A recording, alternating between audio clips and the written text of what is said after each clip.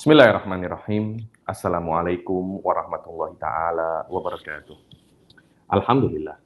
Alhamdulillahirabbil alamin wassalatu wassalam ala sayyidil mursalin wa ala alihi wa sahbihi wa man tabi'ahum bi ihsanin ila yaumiddin. Nawaitu ta'aluma wa ta'lim wa naf'a wal intifa' wal ifadah wal istifadah wal hatta ala tamassuki bi kitabillahi ta'ala wa sunnati rasulihi wa du'a ilal huda wa dalalata alal khairi wa tigha'a mardatihi wa qurbihi wa thawabihi subhanahu wa ta'ala.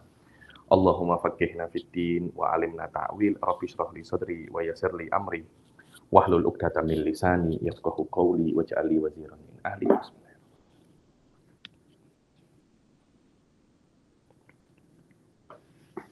Alhamdulillah.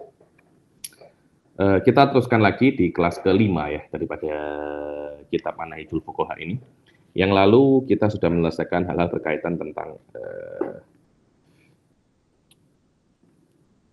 apa itu namanya, madrasah ahlur rai, madrasah ahlil hadis. Kita sudah masuk di dalam asrut tadwin, sudah masuk kemudian masalatul ifta' bi ghalqi babil ijtihad, kita pun sudah masuk sikit-sikit. Sekarang kita sampai wahadad daur. Ya, ini kira-kira di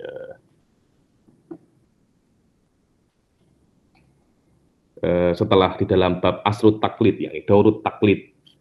Ini kan setelah pembukuan fan-fan fikih, sekarang masuk bab tentang taklid. Maknanya ulama-ulama itu tidak membuat kitab-kitab yang baru seperti di zaman Imam Syafi'i, tidak nampak banyak sekali mujtahidin. Kemudian mereka menyarahkan kitab-kitab ulama-ulama terdahulu. Karena itu dikatakan fase ini dikatakan fase tadwin, fase taklid, fase untuk mentaklid atau mengikuti ulama-ulama sebelumnya. Tidak ada hal-hal baru ya. Karena itu Imam Ibnu Shalah pada zaman ini menfatwakan bahwasanya sudah tidak ada mujtahid mutlak lagi, sudah tertutup. Walaupun dikatakan wahada daur wa inishtuhira bi daurir rukut al-fiqhi, yakni fase ini walaupun masyhur di dalam fase rukut. Rukut itu apa ya? Rukut itu macam sesuatu yang tak bergerak ke bawah, apa cakapnya kalau di masa-masa buruk di dalam fikih ya, ini masa-masa stagnansi. Lakinnahu fil haqiqah wa dauru syarah wa tahlil wal istinbat. Akan tetapi kalau kita tengok fil haqiqah, fase ini adalah fase syarah, menganalisa kitab ulama-ulama sebelumnya. Karena ulama-ulama juga membuat banyak sekali juhud, banyak sekali usaha, tidak kurang daripada usaha-usaha dan andil-andil mutaqaddimin di dalam mempermudah bagaimana penuntut ilmu itu memahami fikih. Ya, ini kalau zaman dahulu kan mungkin untuk menulis fikih, sekarang menjelaskan fikihnya. Karena mungkin yang ditulis oleh ulama-ulama mutaqaddimin itu tidak terlampau jelas, ibaratnya susah, kemudian terlampau mukhtasar. Nah, akhirnya ulama-ulama setelahnya itu menjelaskan apa yang ditulis oleh ulama-ulama sebelumnya, agar kita orang-orang yang bodoh-bodoh ini boleh paham fikih. Bayangkan kalau kita disuruh untuk membaca kitab-kitabnya Muzani, kitab-kitabnya Buwaiti, saya tak tahu, mungkin sampai page 10 pun kita dah give up, ini terlampau ini terlampau susah. Fal ahkamul fiqhiyah al-manqula min a'immatil madzahib laisat madhkuratan ma'a ilaliha. Bilang hukum-hukum yang disebutkan oleh para mujtahid itu kadangkala tidak sama ilahnya, tidak sama sebabnya, karena sebab ini adalah unsur utama, core daripada adanya sebuah hukum. Jadi hanya ada hukumnya, tidak ada ilahnya. Kan akhirnya kan tolabah muta'akhir semacam kita ini pening, pening dengan arti ini kenapa ya tiba-tiba jadi semacam ini, apa sebabnya? Nah, tugasnya mutaakhirin menyebutkan ilahnya itu apa. Dan ilah ini akan semakin lama, dia akan semakin lengkap, semakin jelas, semakin lengkap. Apalagi dengan adanya diskusi dan perdebatan antara para ulama itu menjadikan hal ini semakin ilah-ilah ini semakin banyak. Fasara ulama hadza daur yu'allilunaha wa yuqimunal adillah 'alaiha. Maka ulama-ulama di dalam fase ini memberikan taklil sebab-sebab terjadinya hukum dan dalil-dalilnya ya. Ini kan hukum ini kan sebab musabbab daripada ilah atau daripada hukum. Jadi kadangkala ulama mutaqaddimin menyebutkan hukumnya tapi tidak menyebutkan dalil ataupun ilahnya. Itu adalah tugasnya fase-fase taklid ini. Lais wastakhlasul usula wal qawaida allati taba'aha mujtahidul madzhab minal furu' al manqulah. Ini juga di antara tugas ulama fase ini, mereka itu mengekstrak qawaid, usul-usul, pilar-pilar yang dijadikan sandaran para ulama mutaqaddimin itu untuk membuat hukum. Tanpa adanya hal ini, kita tidak akan tahu apa sebenarnya line atau metodologi yang dipakai oleh para ulama. Ya, ini metodologi ini diketahui karena juhudnya ulama-ulama pada fase ini. Terima kasih. Wa bihadza tammat amaliyatu kitabati ilmi usul fikih, dan dengan ini sempurnalah proses penulisan kitab usul fikih. Jadi kitab usul fikih ini kan tidak ditulis sekali jadi macam itu oleh Imam Syafi'i, kan tidak kan, tapi Imam Syafi'i ini menurut saya hanya meletakkan dasar-dasarnya saja pada setiap bab. Kemudian setelah itu kan semakin berkembang sampai sempurna, sampai sekarang bab itu sampai sedetail ini ya nih. Wa tabi'ahu tadwinu ilmu khilaf. Dan setelah sempurna ilmu usul fikih, mengikuti pembukuan ilmu khilaf. Ilmu khilaf ya ini dikenal dengan nama fiqhul muqarin, perbandingan mazhab ya ini. Seperti Al-Imam Asy-Syirazi, kemudian Bidayatul Mujtahid, Al-Majmu', dan banyak sekali kitab-kitab yang menjelaskan tentang ilmu khilaf ini. Alladzi akhrajahu Abu Zaid Abdullah bin Umar Ad-Dabusi al-Mutawaffa sanah 430. yakni ilmu khilaf pertama kali yang menulisnya kelihatannya Abu Zaid Ad-Dabusi. Abu Zaid Ad-Dabusi ini kalau Anda belajar di kampus, ini nama-nama yang akan sering Anda dengar. Anda di UJ saya dengar Abu Zaid Ad-Dabusi ini. Apa dengar? Mungkin itu yang sering dengar Ibn Taimiyah kun. Apa? Iya, tapi saya tahu di banyak kampus-kampus itu yang digunakan kitab-kitab silabus daripada bisyarah. Cuma silabus apapun, dia tidak akan kosong daripada nama orang ini. Ya. Abu Zaid Ad-Dabusi ini saya pun sudah dengar, time saya masih di Al-Ahqaf ya. Maknanya Abu Zaid Ad-Dabusi ini kelihatannya perannya di dalam ilmu fikih ini secara umum sangat penting sekali. Ya. Dan Abu Zaid Ad-Dabusi ini minal Hanafiyah. Minal Hanafiyah. Dari sini kita mengetahui mazhab Hanafiyah ini ulamanya bukan calang-calang, ini banyak sekali. Warajahu bainal aqwalil. Beliau ini punya kitab, saya lupa apa namanya, tapi coba Anda tengok nanti, ini homework. Coba tengok apa saja kitabnya Al-Imam Zaid Ad-Dabusi. Ada beberapa kitabnya beliau itu masyhur jiddan. Cuma saya lupa apa kitabnya beliau. Warajahu bainal aqwal muta'addidah fil madzhabil wahid wa hadza tarjih nau'an. Dan di dalam fase ini para ulama itu mentarjih pendapat-pendapat yang banyak. Kadang-kala Imam Syafi'i ini kan mempunyai pendapat dua dalam satu masalah. Lah yang rajih mana? Lah tarjih bainal aqwal, bainal aro. Ini terjadi ya pada fase ini. Dan Dr. Kohton mengatakan tarjih ini ada dua macam. Dikatakan yang pertama adalah tarjihun min jihatir riwayah. Tarjih daripada aspek riwayatnya, daripada aspek riwayat. Faqad nukila an imamil madhab aktsara min wahid. Dan kadangkala dinukil daripada imam madhab itu dalam satu masalah lebih daripada satu pendapat. Contohnya dinukil pendapat-pendapat Imam Abu Hanifah, yang menukil pendapatnya Imam Abu Hanifah itu muridnya Muhammad ibn Hasan Asy-Syaibani. Muhammad ibn Hasan ini setahu saya tidak bertemu dengan Abu Hanifah langsung. Tapi beliau berjumpa dengan muridnya Imam Abu Hanifah, Abu Yusuf. Akan tetapi karena andilnya dan bantuannya yang sangat besar di dalam mazhab Imam Abu Hanifah, sampai dikatakan Muhammad ibn Hasan Asy-Syaibani dan Imam Abu Yusuf ini sohiba, dua kawannya Imam Abu Hanifah. Imam mubasyaratan langsung daripada Imam Abu Hanifah atau daripada Abu Yusuf, seperti yang dinukil oleh Imam Abu Yusuf, seperti yang dinukil oleh Hasan bin Ziyad daripada Abu Yusuf, yang meninggal tahun 204. Wa Isa ibn Aban, ada ma'ruf ya. Isa bin Aban ini termasuk ulama-ulama Hanafiyah yang namanya akan sering Anda dengar kalau Anda belajar fikih ya, terutama dalam usul fikih ya. Saya ketika belajar Minhajul Usul, nama Isa bin Aban ini selalu apa namanya? Selalu lewat ya, selalu lewat. Yang meninggal tahun 221. Waqtilafun naqli imma an yakuna min khata'i ba'di sekolah. Dan ikhtilafun nakal ini, perbedaan nakal ini sumbernya daripada kesalahan apa namanya sebagian yang menukil. Ya namanya menukil pasti ada apa namanya? Pasti ada kesalahan. Imam kesalahan daripada sang penukil atau memang imamnya maksud Imam Abu Hanifah taradad. Dengan arti ditanya masalah ini 2 kali tapi juga menjawabnya dengan 2 hukum yang berbeza. Akhirnya ketika dinukil oleh Muhammad bin Hasan jawabnya haram, dinukil oleh yang lain jawabnya makruh. Bukan kesalahan penukilan, penukilannya sudah oke, akan tetapi memang Imam Abu Hanifah Imam Abu Hanifah memang taradad di dalam masalah ini.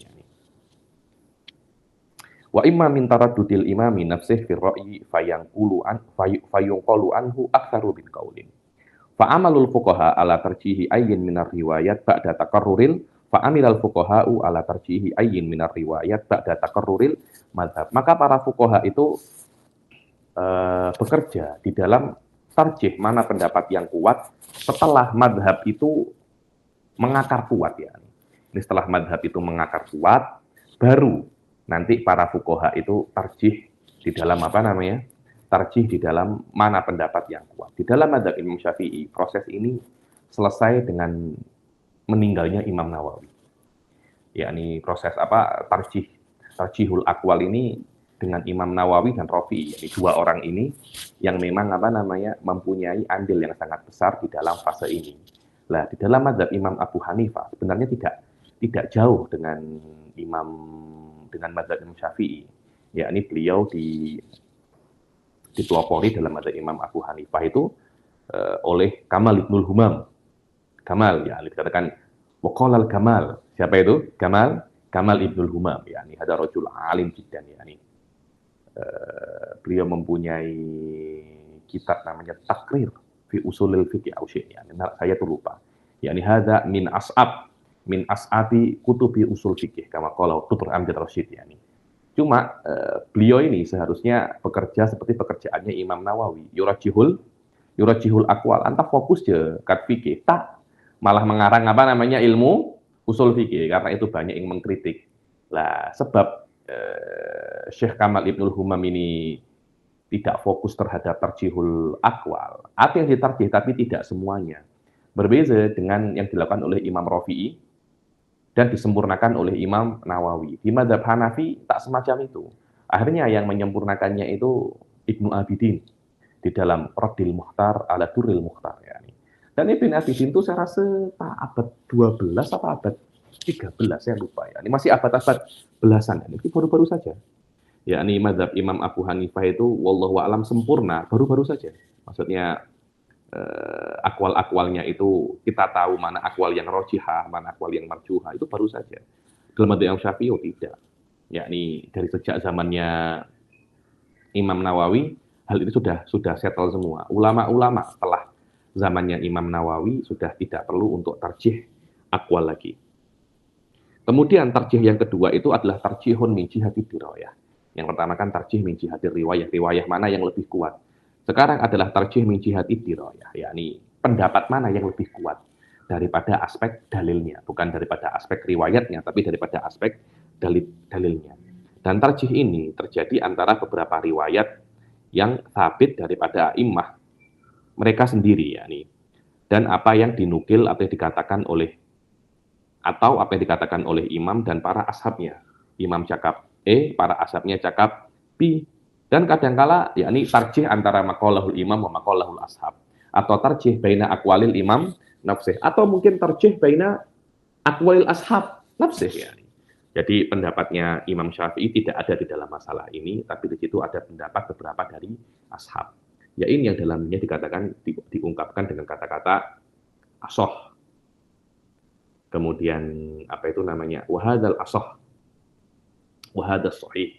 Itu adalah pendapat, itu adalah pengungkapan daripada tarjih antara pendapat-pendapat para ashabil wujuh.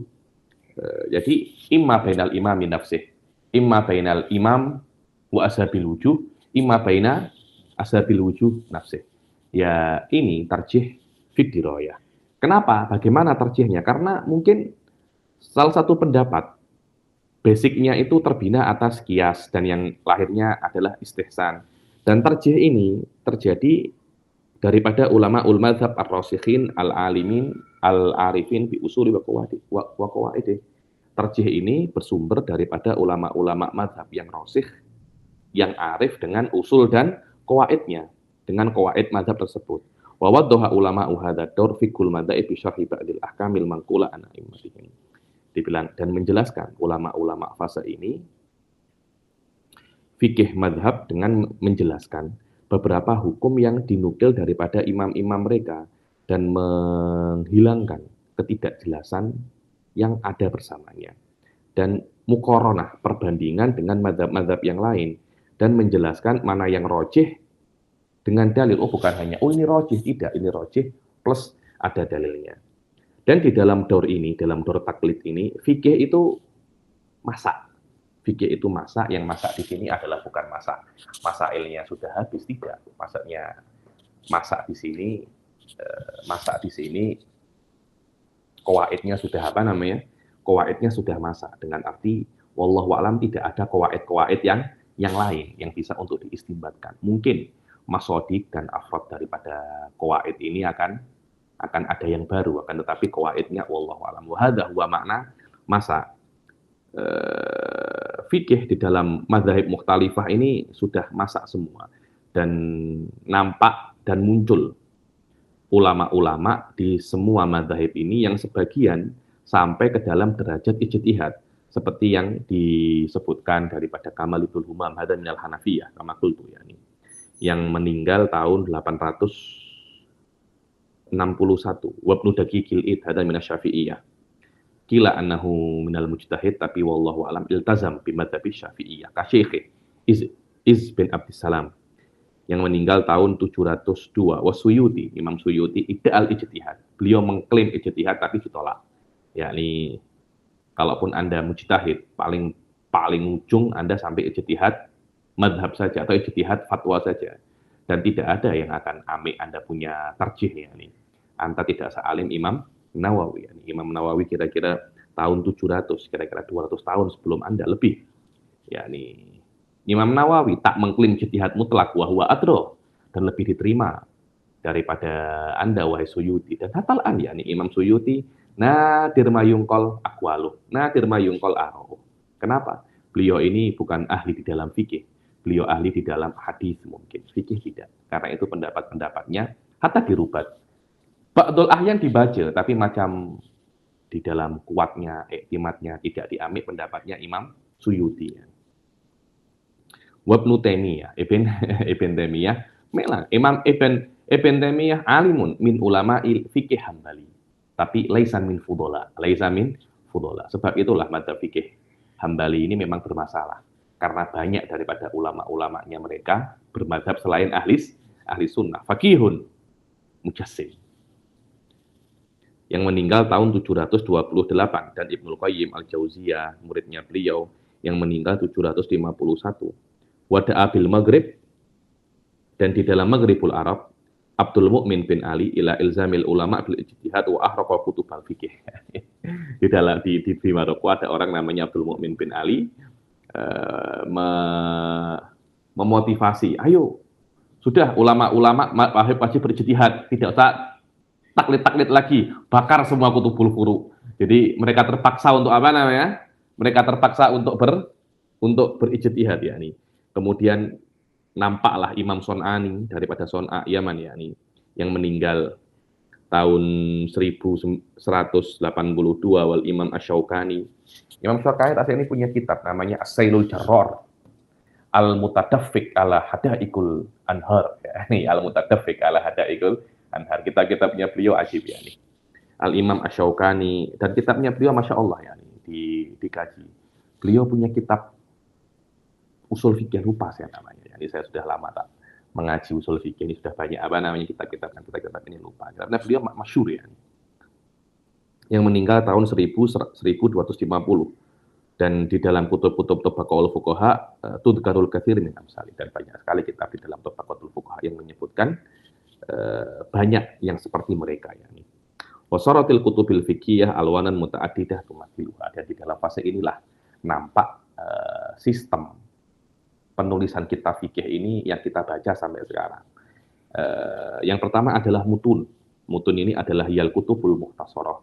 Mutun adalah kitab-kitab ringkasan dengan arti lafadznya sedikit tapi maknanya banyak. Yang kedua adalah syuruh. Syuruh adalah kutub yang mensyarahkan mutun.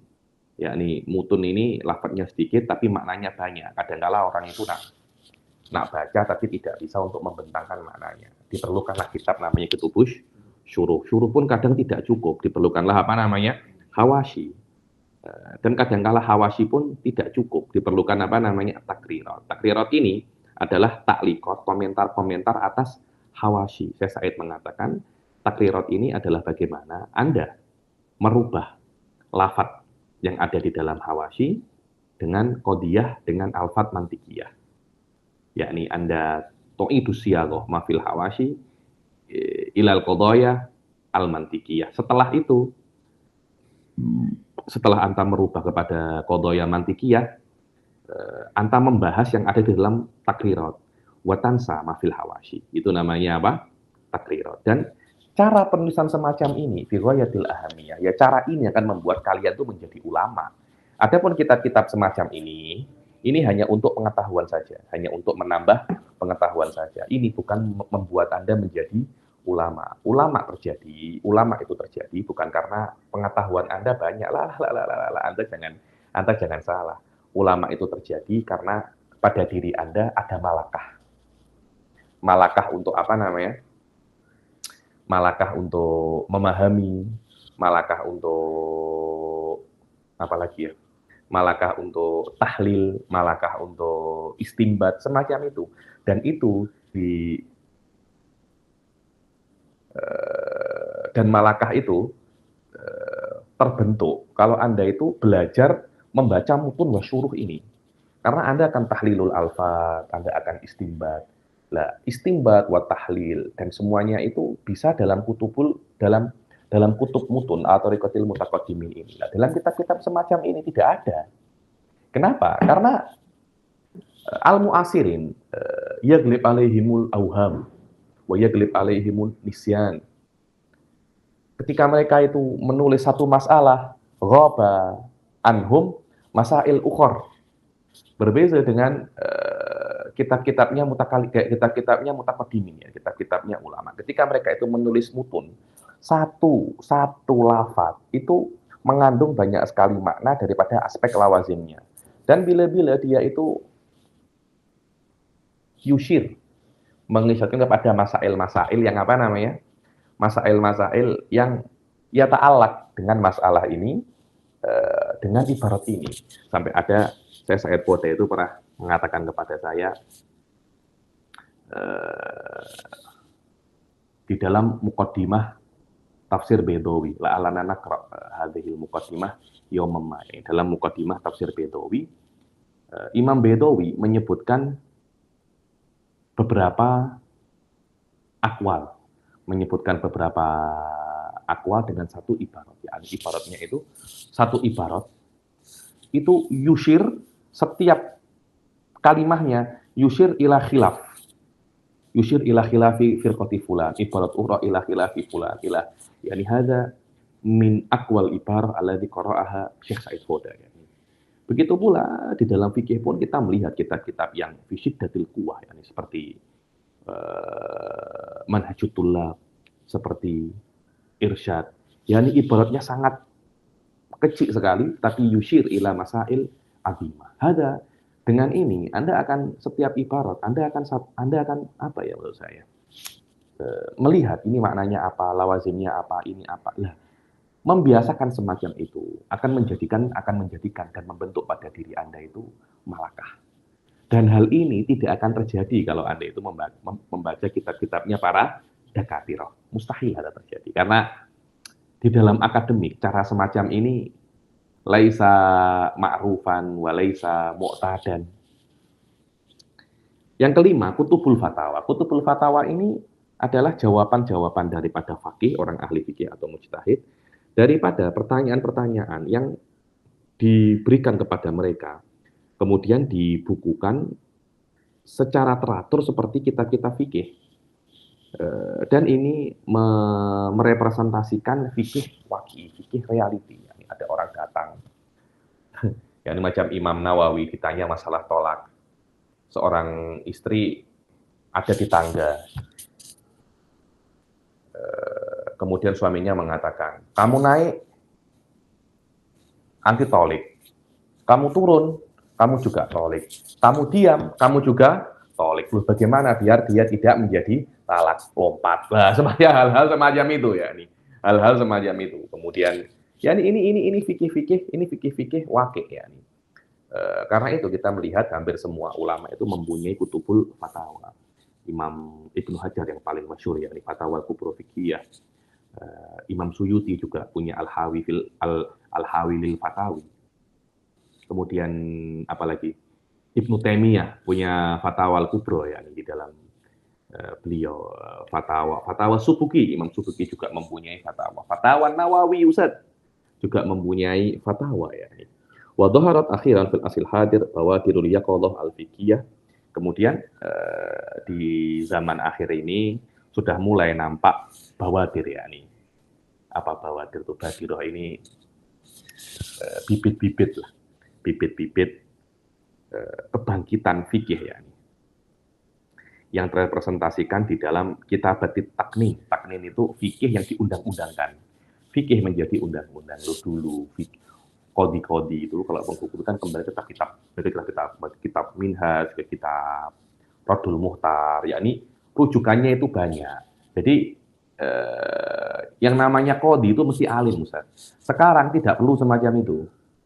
Karena mungkin kemampuan sudah menipis, akhirnya negara itu membuat fikih, tapi dalam segi undang-undang. Pasal ini apa. Pasal ini apa. Sudah ada sekitar 2 jilid, 3 jilid, ya sudah.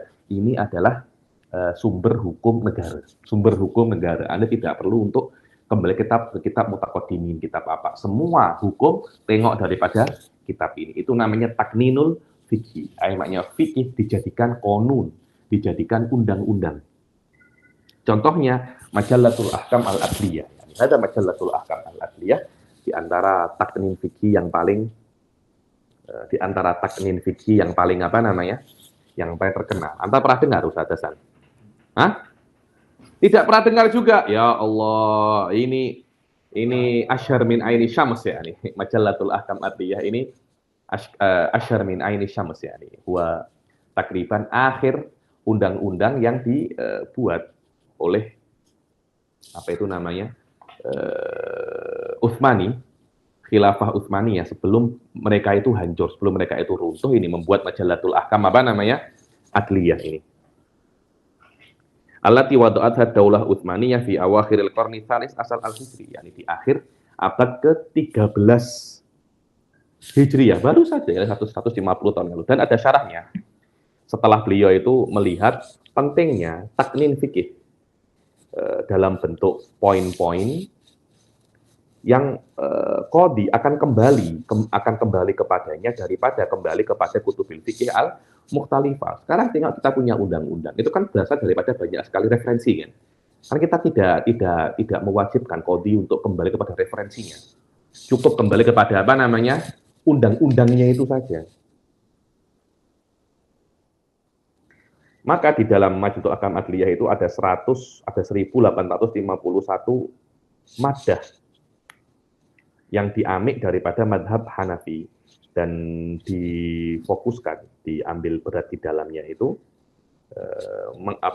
memilih yang paling sesuai dengan abad ya, dan paling mudah bagi manusia, walaupun daripada pendapat-pendapat yang kurang kuat di dalam mazhab.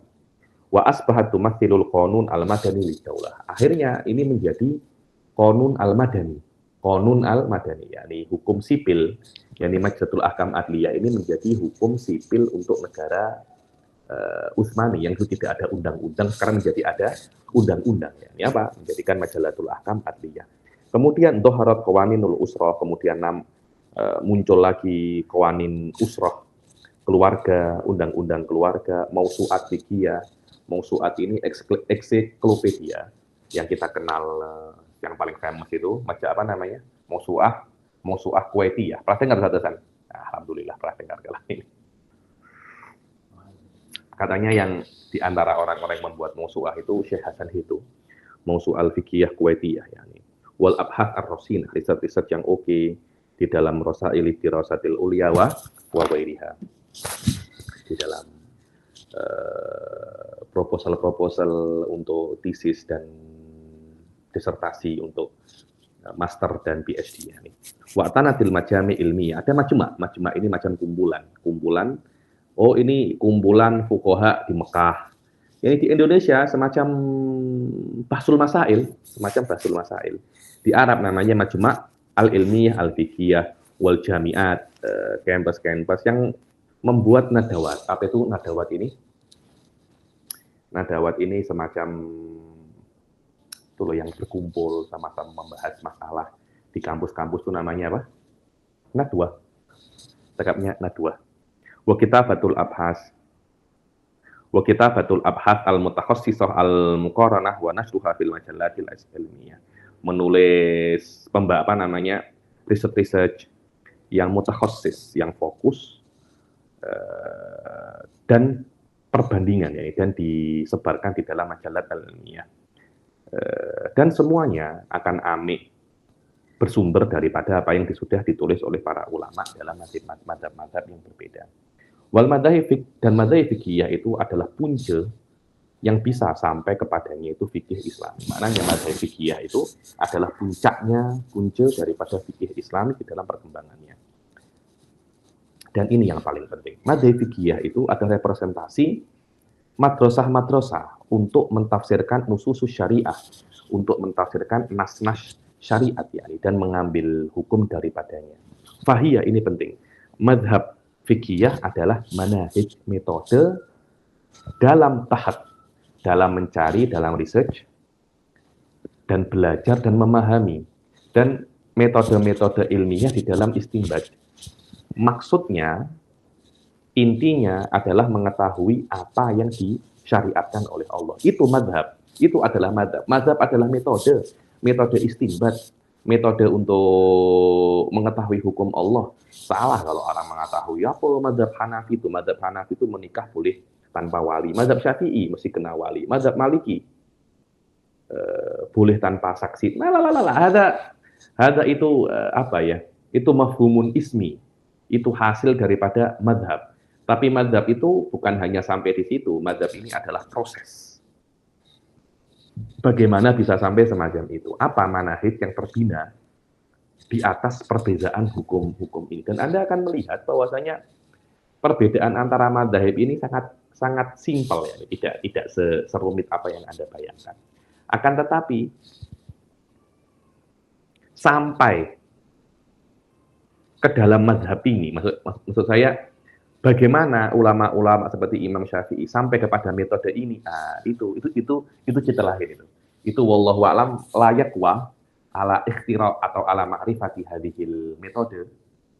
Mungkin di dalam dunia ini tidak sampai 10, tidak sampai 10 sejak awal sampai akhir, yang sampai derajat mujtahid mutlak secara hakiki. Bahkan Imam Juwaini dalam kitab beliau Mubidun Ni'am mengatakan mujtahid mutlak hanya satu, Imam Syafi'i saja. Yang lainnya tidak sampai derajat mujtahidul mutlak, karena Anda mesti mempunyai metode sendiri di dalam berijtihad. Ini yang penting ya. Ini yang penting. Kalau saya tuh pelik kalau ada orang-orang Wahabi itu selalu mengatakan, ayo kita berijtihad, hum rijal wa nahnu rijal. Ya, ini apa? Metode Anda untuk berijtihad itu apa? Apakah semau Anda? Ya repot kalau semacam itu. Susah. Fakhallafat lana farwatan fiqhiyatan hailah. Maka madzhab ini meninggalkan kepada kita itu kekayaan fikih yang sangat besar sekali, yang menunjukkan bagaimana luasnya pikiran Islami kita ya, dan dalamnya akal ahli fikih kita, wazadatha alati zadat hal kurun wa dirasat muttasilah soklan wa tadqiqan wa tabqan ya. Bagaimana dalamnya pikiran fuqaha kita yang semakin lama kita semakin tahu bagaimana hebatnya mereka. Semakin kita pelajari, semakin kita tahu bagaimana hebatnya pendapat-pendapat ini, dan semakin lama pendapat ini semakin kuat, semakin dikaji pendapat ini semakin kuat. Wal madzhab al-islamiyah laisat adata tafriqatin bainal muslimin. Madzhab Islamiyah ini bukan tools untuk memecah belah antara muslim, dan bukan syariat yang baru yang menasih untuk Islam. Bukan, yakni saya nak ikut Islam, saya tak nak ikut mazhab. Loh, tidak. Mazhab Islamiyah ini bukan nasih, bukan yang menghapus syariat Islamiyah. Wa idza marrat fi tahrifil muslimin adwarun dhaharat fi hal asabiyah lil madahib falaysa dzalika minal islam. Yani kalau ada di dalam sejarah kita melihat fanatik kepada madzhab, ketahuilah itu tidak ada kena-mengena dengan Islam. Karena fanatik kepada satu mazhab tertentu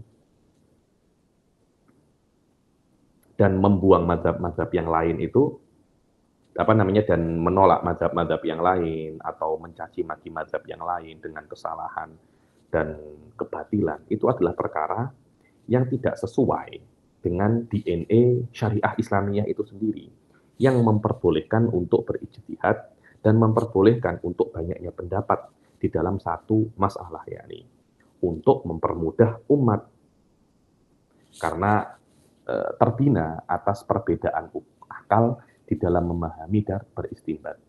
Wa huna naqifu alal madzahib al-matbu'ah fil alam al-islami wa manahijuha fil istinbat. Di sini sekarang kita akan masuk, selama mazhab-mazhab Islami itu adalah puncak daripada fikih dan diperbolehkan untuk khilaf di dalam fikih ini, kita akan sedikit menyinggung, yakni ada beberapa mazhab di dalam fikih yang mesti kita ketahui, terutama tentang madzhabul arba'ah. Yang paling utama dan yang paling pertama adalah madzhabul Hanafiyah, karena memang mazhab Imam Abu Hanifah ini yang paling pertama, yakni mazhab Hanafi ini termasuk mazhab yang sangat kuat sekali ya. Anda jangan terkejut. Imam Abu Hanifah ini, beliau ini dulu sebelum menjadi faqih, beliau ini mutakalim. Jadi mutakalim. Itulah yang membuat Wahabi ini benci gila dengan siapa namanya? Dengan Imam Ahmad, dengan Imam Abu Hanifah ya. Kenapa? Karena mereka tidak bisa menghapus salah satu daripada imam 4 mazhab itu karena mutakaliman. Ya. Karena mutakaliman. Kemudian Imam Abu Hanifah berubah menjadi faqih. Dan Imam Abu Hanifah ini fi ghayatil quwwah, wa huwa ajami. Nama Abu Hanifah ini ajami, nama beliau adalah Nu'man bin Thabit. Wa imamuhu, yakni awalan manahijul madzhab fiqhiyah fil istinbat. Apa saja selama madzhabul Islamiyah itu adalah metode. Apa sih metode-metode mazhab Islamiyah dalam istinbat itu? Oke, kita akan sedikit berkenalan dengan mazhab Imam Abu Hanifah dan mazhab yang lain. Adapun mazhab Imam Abu Hanifah, imamnya itu adalah nama imam mazhab Hanafiyah adalah Abu Hanifah, Nu'man bin Thabit. Al-Maulud di Kufah sanah 80. Tengok, beliau dilahirkan tahun berapa namanya? 80. Dikatakan, guru saya mengatakan Imam Abu Hanifah ini sahabat. Maaf, tabi'i. Karena beliau berjumpa dengan 7 sahabat. Karena itu Imam Abu Hanifah itu masuk daripada tabi'i. Ditanyai oleh beberapa muridnya, ya Imam, kan engkau pernah jumpa sahabat. Macam mana sih sahabat itu? Dibilang, kalau engkau tengok sahabat, engkau akan tengok mereka itu orang gila. Karena terlampau zuhud. Zuhud. Karena mereka sudah jumpa Rasulullah SAW. Wal mutawaffa di Baghdad bil A'dhamiyah sanah 150. Meninggal di Baghdad A'dhamiyah tahun 150. Dan mana 150 itu lahirlah Al-Imam Asy-Syafi'i. Dan beliau adalah ketua daripada Madrasah Ahlul Rai dan Ahlul Qiyas wal Istihsan wal fikih farodi,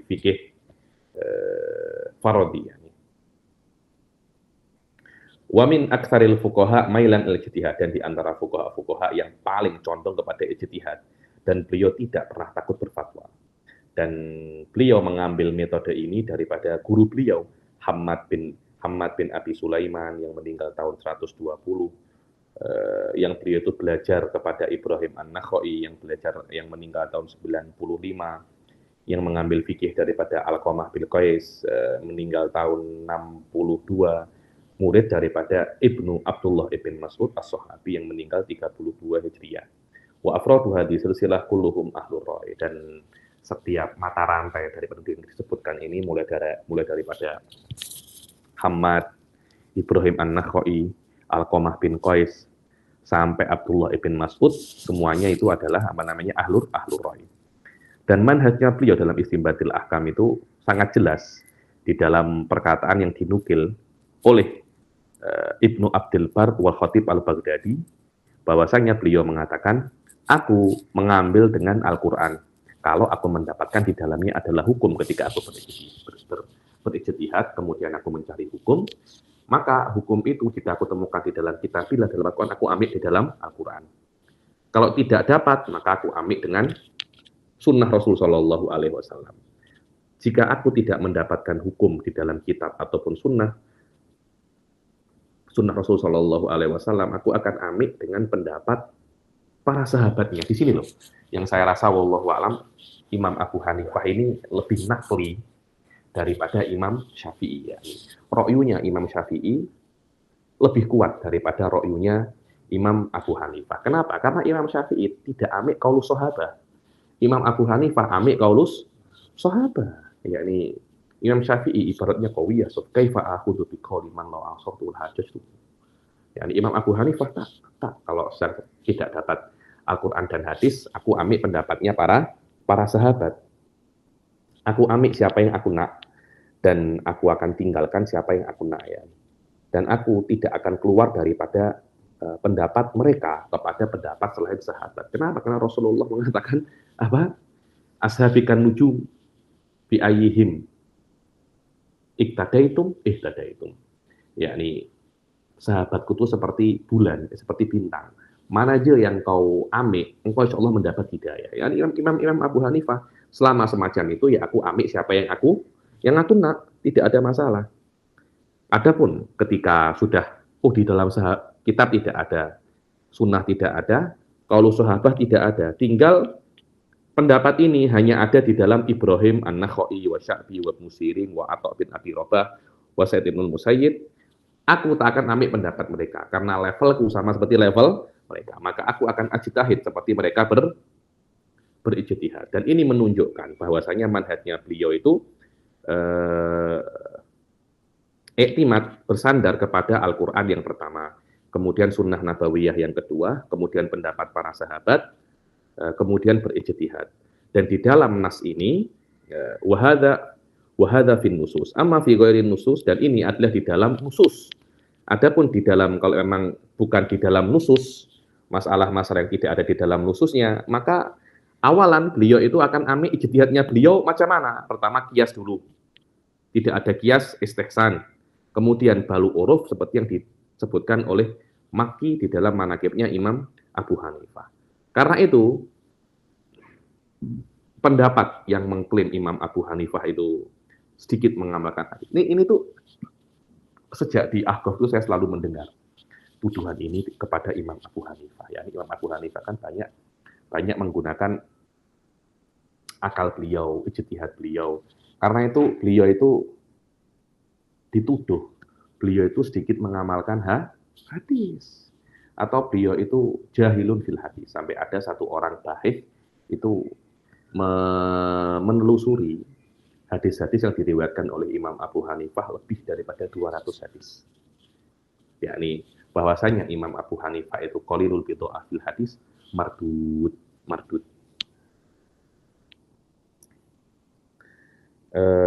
Jadi, dan Imam Abu Hanifah itu dikatakan sedikit mengamalkan hadis, dan beliau itu lebih mengedepankan kias daripada hadis, itu tertolak dengan beberapa dalil di bawah ini.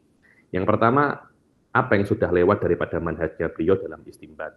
sekiranya beliau itu menjadikan sunnah nabawiyah itu sebagai sumber hukum yang kedua setelah Alkitab. Yang kedua, bahwasanya lahu majmu'atun minal masarid. Imam Abu Hanifah punya musnad dan meriwayatkan daripada beliau itu, yakni masarid ini diriwayatkan oleh Abu Yusuf wa Muhammad ibnu Hasan Asy-Syaibani wa Hasan ibnu Ziyad wa ghairuhum, dan dikumpulkan oleh Khawarizmi di dalam satu kitab namanya Jami'ul Masanid, dan itu matbu', yakni dicetak. Dan beliau juga menganggap hadis mursal itu hujjah. Yang ketiga, dalil beliau itu sedikit mengamalkan dalil bahwasanya beliau itu banyak mengamalkan hadis. Beliau menjadikan hadis mursal itu hujjah. Imam Syafi'i itu loh tidak menjadikan hadis mursal hujjah. Tidak menjadikan hadis mursal itu hujjah. Imam Abu Hanifah hujjah. Imam Malik hujjah. Imam Syafi'i tidak. Wa idza kana Abu Hanifah aqallu min ghairi malaimah fi riwayatil hadis fasababu, yakni walaupun Imam Abu Hanifah itu memang paling sedikit untuk meriwayatkan hadis daripada aimatul mazhab yang lain. Dan sebabnya apa? Karena beliau sangat berhati-hati di dalam meriwayatkan hadis ini dan menerimanya. Kenapa? Karena di Baghdad tempat beliau tinggal banyak sekali apa? Pemalsuan hadis. Jadi jika beliau itu mengedepankan kias di dalam sebuah masalah daripada hadis, ada hadis ada kias, beliau lebih mengedepankan kias. Maka sebabnya hadis belum sampai ke beliau, karena itu beliau berijtihad dan berkias. Atau hadisnya sudah sampai, akan tetapi tidak kuat, tidak sabit menurut syaratnya Imam Abu Hanifah, karena itu beliau meninggalkannya dan lebih mengambil kias. Begitu pula beliau juga mengambil istihsan wal uruf, dan daripada istihsan yang sesuai dengan masolihul mursalah, maka daripada madhabnya itu adalah masolih mursalah, walaupun beliau tidak mengambil nama masolihul mursalah, tapi beliau mengambil makna masolihul mursalah, tapi dengan nama yang lain dalam ijtihad dan dalam ilmu tidak ada masalah. La musyahata fil istilah, yang penting adalah maknanya itu apa. Dan secara umum fikih Imam Abu Hanifah itu mempunyai ittasam itu mempunyai dua tanda yang paling, atau dua keistimewaan yang paling istimewa. Yang pertama adalah ruhut tijariyah, ada roh pedagang, roh peniaga pada Imam Abu Hanifah. Dan yang kedua adalah Imam Abu Hanifah itu sangat menjunjung tinggi kebebasan personal, yakni sangat liberal. Sangat apa namanya, liberal Imam Abu Hanifah itu. Yang pertama adalah kenapa Imam Abu Hanifah itu di dalam fikihnya itu ada roh peniaga, ada roh bisnismen. Karena Imam Abu Hanifah itu dulu itu adalah tajir, adalah bisnismen, adalah peniaga yang mempunyai khibrah. Khibrah ini experience, mempunyai experience yang sangat banyak sekali dengan aswak, dengan market. Dan Imam Abu Hanifah membagi waktu beliau itu antara berdagang, fikih, dan ibadah, dan menjadikan bagi fikih waktu yang paling banyak. Dan adalah Imam Abu Hanifah itu berpikir di dalam akad-akad niaga itu seperti orang yang mutamarris, yang praktek, orang yang mempunyai experience, bukan hanya, kan banyak orang memikir tentang akad, tapi dia bukan peniaga pun, macam saya bukan peniaga. Tapi Imam Abu Hanifah dia membuat dia melihat hukum ukut, dan dia juga ada praktikal, jelas kemampuan beliau lebih lebih oke. Karena itu kan pendapat yang paling pendapat di dalam fikih yang paling banyak dipakai di dalam fikih mu'asir ini pendapatnya Imam Abu Hanifah. Karena beliau ini bukan hanya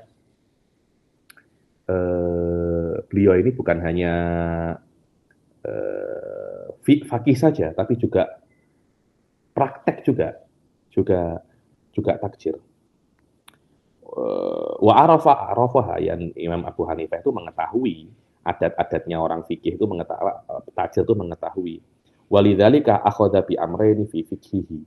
Wa huwa, karena itu Imam Abu Hanifah mengambil dua perkara di dalam fikihnya. Yang pertama adalah beliau menjadikan uruf itu sebagai landasan syar'i yang meninggalkan dengannya itu kias. Sudah, uruf, asal, dan kias aku tinggalkan. Wal urfut tijari mizanu tijarah.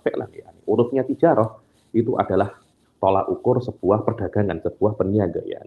Dan Imam Abu Hanifah mengambil istihsan karena karena basic daripada istihsan itu seorang fakih melihat bahwasanya praktikal kias itu akan menjadikan benda ini teruk. Memang ada kias, tapi kalau kita praktekkan akan membuat perkara yang tak elok atau terjadinya muamalah yang tidak sesuai dengan maslahah atau tidak sesuai dengan urufnya peniaga, maka kias akan ditinggalkan dan lebih amik dengan istihsan yang terbina di atas maslahah yang akan masalah itu dikembalikan kepada nas ataupun uruf. Karena itu pendapat-pendapat beliau di dalam ukut tijariyah itu seperti salam, wal murabahah, wa tauliyah, wal wadi'ah, wa itu semua sudah nama-nama ukut ya. Ya, ini saya tidak akan menjelaskan satu persatu. Apa makna salam, apa makna murabahah, apa makna tauliyah, apa makna wadi'ah. Itu Anda tengok di saya punya kelas free di YouTube, di apa itu namanya, Yaqutun Nafis. Min ahkamil a'rab. Ini pendapat-pendapat beliau dalam bab tijarah ini, dalam bab perniagaan ini di antara pendapat yang paling best, yang paling perfect ya. Karena beliau itu membatasi pendapat-pendapat beliau itu dengan 4 batasan yang ada di setiap furu' fikih. Apa itu? Al-ilmu bil badal. Al-ilmu bil badal. Yakni ketika Anda itu jual beli itu kan saling mengganti kan. Ini badalnya apa? 1.000 dinar. 1.000 dinar badalnya ini. Anda mesti mengetahui al-asaman wal musman, Anda mesti tahu. Tidak boleh rata-rata kesalahan di dalam jual beli, orang itu tidak mengetahui saman wal musman. Di antara pilar yang paling ditekankan oleh Imam Abu Hanifah di dalam perdagangan adalah al-ilmu bil badan. Anda mesti mengetahui Anda itu menukarkan barang Anda dengan apa. Linafil jahalah al-mu'adiyah ilal mizan. Karena ketika Anda mengetahui dengan apa Anda menjual barang Anda, ketidaktahuan ini akan hilang. Yang mana ketidaktahuan ini akan membuat pergaduhan. Tajannubur riba wa syubhatuh. Menjauhi riba dan syubhatur riba. Kenapa? Karena riba itu akan menjadikan seseorang itu memakan harta-hartanya orang lain dengan batil. Yang ketiga, al-uruf. Maka yang dikatakan oleh uruf akan diambil dan tidak yang dikatakan akan yang tidak diakui akan ditinggalkan. Dan amanah. Yang keempat, amanah. Karena amanah ini adalah asal fil uqud tijariyah, adalah basic dalam uqud tijariyah. Maka mustari percaya kepada baik, mempercayakan kepada baik, bahwasanya baik mengatakan, oh aku beli ini 1.000, aku jual 1.100. Itu namanya bai'ul amanah. Lah terbina di dalam Imam Abu Hanifah, jual beli itu atas ini. Jadi apa yang dikatakan baik dianggap benar. Kenapa? Karena asalnya adalah apa namanya? Amanah. Maka mustari akan percaya kepada baik terhadap apa yang dia kabarkan daripada harga yang pertama, min ghairi bayyinatin wala yamin. Apa yang dikabarkan oleh baik, saya sebagai penjual, itu dianggap benar tanpa saya membuktikan dengan saksi apakah memang benar apa yang saya katakan, juga tanpa bersumpah, wallahi saya hanya beli 1.000 dinar, tidak. Cukup dengan saya membeli 1.000 dinar.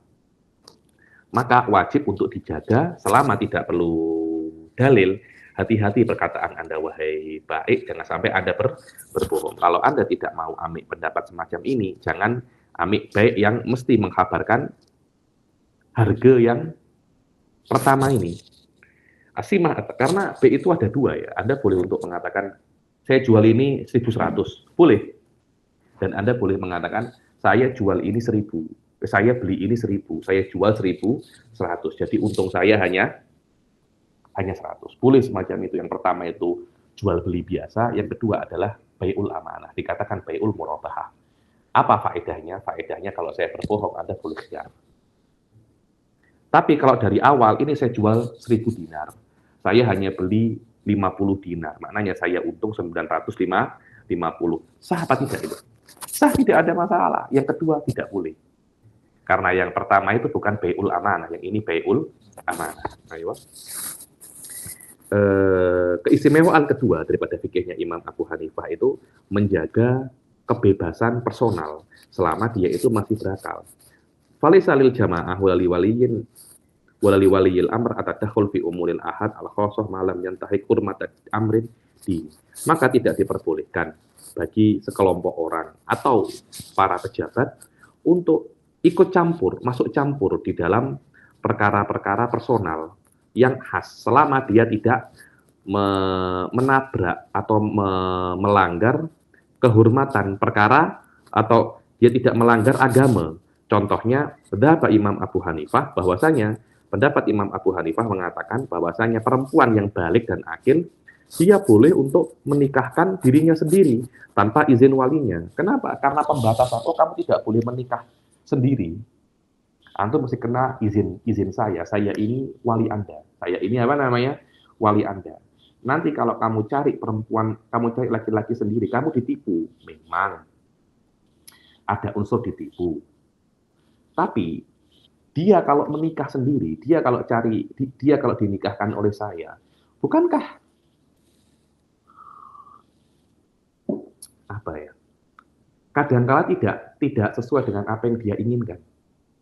Dia nak menikah dengan Rizal, tapi akhirnya saya jodohkan dengan Ammar. Itu kan doror baginya kan. Tidak sesuai apa yang dia inginkan. Padahal belum tentu Rizal ini budak buruk gitu loh. Belum tentu budak buruk. Tapi saya nikahkan dengan Ammar, itu jelas perkara yang tidak elok untuknya, karena dia yang akan menjalani apa namanya? Menjalani rumah tangga ini, tapi saya malah menjadikan dia menjalani rumah tangga dengan orang yang tidak dia sayangi. Ini doror untuknya. Ini doror untuknya. Dan belum tentu pilihan saya itu lebih baik daripada pilihan dia. Karena membatasi kebebasannya itu adalah sesuatu yang sangat melukainya. Dan tidak boleh kita itu melukai perempuan itu karena sesuatu bahaya yang mungkin ada, mungkin terjadi, mungkin tidak terjadi. Kalau memang ternyata siapa itu namanya, si Ammar ini kurang baik, apa yang dia pilih itu kurang baik, baru akadnya tidak sah. Cuma kita tidak boleh kita tidak boleh untuk mengambil pendapat dia karena ada kemungkinan dia itu salah pilih. Itu sangat meremehkan perempuan tersebut. Ini adalah pendapatnya Imam Abu Hanifah. Sekarang wallahu a'lam. Sekarang kan banyak perempuan-perempuan menggunakan pendapatnya Imam Abu Hanifah ya. Dan fi'lan, wah, saya mohon maaf Imam Abu Hanifah. Perempuan ini kalau sendiri menikah banyak yang namanya buaya darat. Namanya apa? Namanya buaya darat.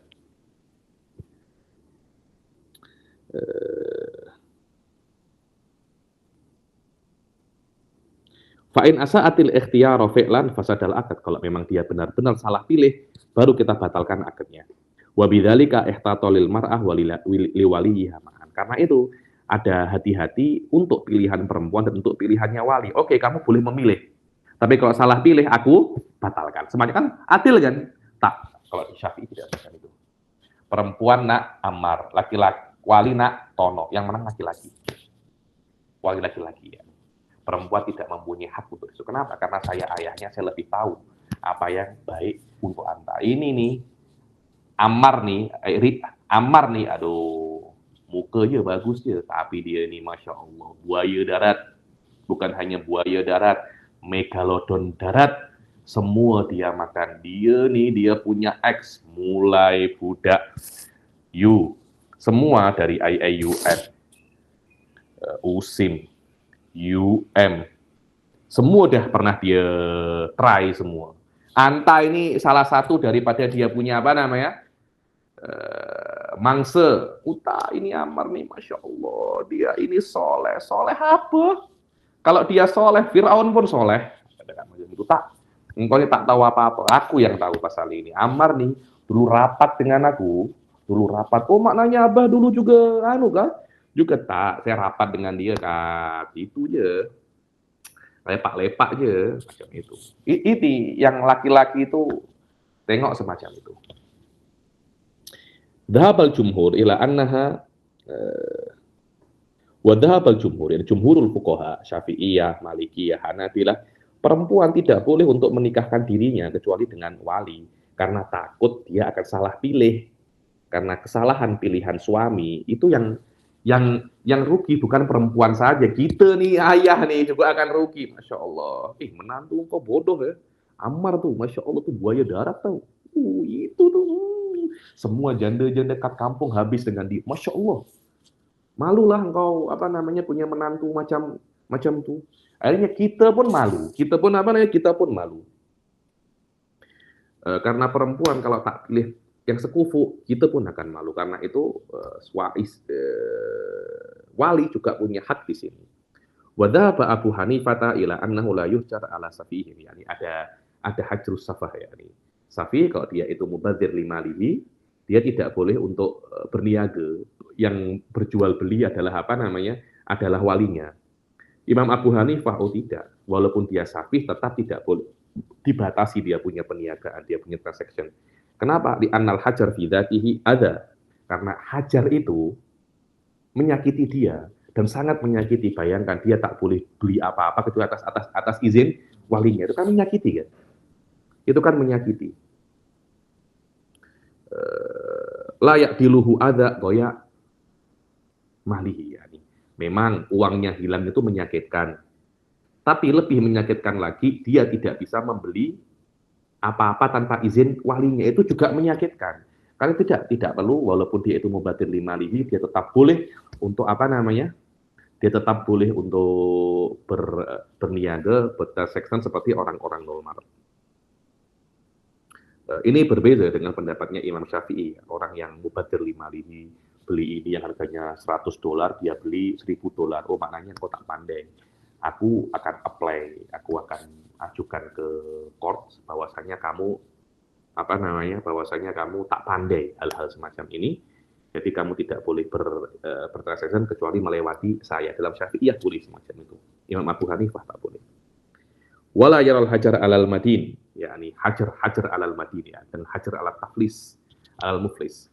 Ammar punya hutang kepada saya $10.000. Dia sudah tak ada uang lagi, uangnya hanya tinggal $5.000, maknanya hutangnya melebihi uangnya. Pada saat itu saya boleh apply ke mahkamah bahwasanya Ammar ini bankrupt. Nah, ketika dia bankrupt, dia tidak boleh untuk membelanjakan uangnya apapun, ya. Tidak boleh membelanjakan uangnya apapun, semua uangnya kita tahan untuk diberikan kepada para orang-orang yang memberinya hutang, ya. Dalam madzhab Abu Hanifah tidak boleh semacam itu. Tidak boleh dibatasi, orang yang hutangnya lebih banyak daripada hartanya tidak boleh untuk dibatasi di dalam tasarruf di dalam hartanya.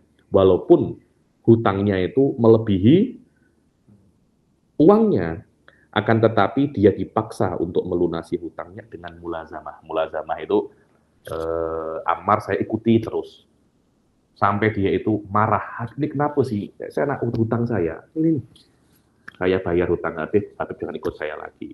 Ammar ditanda saya ketuk. Belum ada uang kah? Belum. Lepas dia mandi. Setelah mandi belum ada juga. Bilang kok ada uang. Saya terus macam itu selama 1 bulan. Kan lama-lama Ammar kan rimas kan dengan saya kan. Akhirnya dia membayar. Wabil habas jadi penjara, wabil ikrahil badani, dan dengan dihukum fisik oleh pihak yang berwenang karena dia itu zalim. Adapun jumhurul fuqaha fa innahum yuqarriruna hadhil uqubat alaihi wa yahdiruna kalamahu fi malihi. Adapun jumhur fuqaha itu mereka membatasi muflis ataupun safi daripada bertransaksi, dan mereka tidak menganggap perkataan mereka di dalam transaksi mereka, dan mereka tidak memperbolehkan untuk bertransaksi terhadap benda-benda, harta-harta yang mereka miliki sampai hutangnya itu dibayar dan dijual hartanya itu jabron anhu, yakni hartanya dijual sebagai pelunas hutang, walaupun hartanya tidak sampai walaupun uangnya tidak sampai, hutangnya tidak sampai melebihi uangnya. dan murid-muridnya Imam Abu Hanifah ambil metode ini, maka terbentuklah madhab dengan semua usulnya dan semua qawaidnya. Wa tawalla nasrahu, dan yang menyebarkan madhab ini adalah muridnya beliau Imam Abu Yusuf dan Ya'qub bin Ibrahim yang meninggal tahun 182, dan Qadil Qudah Ali So'id Daulah wal Qadha. Qadil Qudah ala So'id Daulah wal Qadha, yang mana Imam Abu Yusuf Ya'qub bin Ibrahim, beliaulah yang menyebarkan madhab Imam Abu Hanifah. Beliau meninggal tahun 182, yang mana beliau itu adalah Qadil Qudah, adalah menteri agama, jabatan agama tertinggi pada sebuah khilafah, itu namanya Qadil Qudah ya nih. Kemudian juga Imam Abu Hanifah menyebarkan madhab ini daripada aspek amal dalam khilafah, dalam kerajaan. Muridnya pula Al-Imam Muhammad bin Hasan Asy-Syaibani menyebarkan pendapat madhab Imam Abi Hanifah daripada aspek karangannya. Jadi Abi Yusuf menyebarkan di dalam masyarakat, Muhammad bin Hasan menyebarkan di dalam karangan. Wallahu a'lam. Madhab Malikiyah kita baca di yang akan datang, insyaallah. Silahkan jika ada yang bertanya.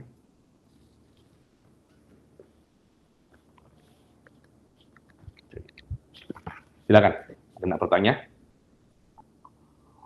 Baik, ada soalan?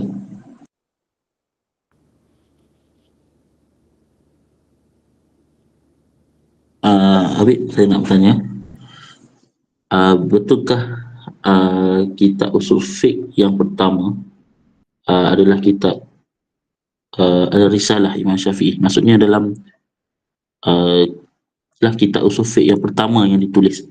Memang kitab pertama yang ditulis adalah kitab Risalah Imam Syafi'i, walaupun sebelum Imam Syafi'i itu ada mabahis usul fikih, tapi mungkin hanya semacam pembahasan lisan atau mungkin juzuk di dalam satu kitab besar. Kitabnya fikih, di dalamnya ada pembahasan sedikit tentang usul fikih. Akan tetapi yang mengarang kitab usul fikih lengkap secara satu kitab, kemudian abwabnya murattabah min alif ilayah, itu hanyalah Imam Syafi'i. Tidak ada sebelum Imam Syafi'i. Walaupun Imam Abu Hanifah, murid-muridnya beliau mengatakan, oh tidak, ya Imam Abu Hanifah dulu usul fikih. Iya, mana kitabnya?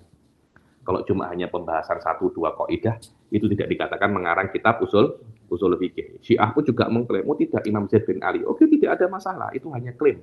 Mana buktinya? Imam Syafi'i, ini kitab Ar-Risalah. Kitab Risalah adalah kitab pertama tentang usul fikih yang lengkap mulai awal sampai akhir. Karena itu mengingkari masalah ini, maksudnya nisbatu wadi ilmu usul fikih kepada Imam Syafi'i, saya rasa akan mengingkari terangnya matahari ya. Wallahu a'lam. Baik. Kiranya kalau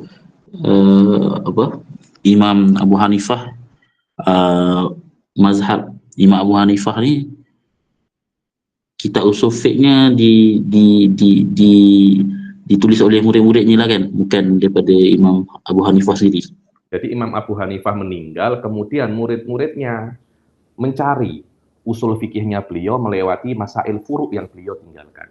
Lah, masalah ini dah settle sejak zaman Imam Syafi'i dalam madzhab Syafi'i. Imam Syafi'i sebelum meninggal, beliau dah tulis, ini loh, saya punya usul, ini loh kitab usul fikih.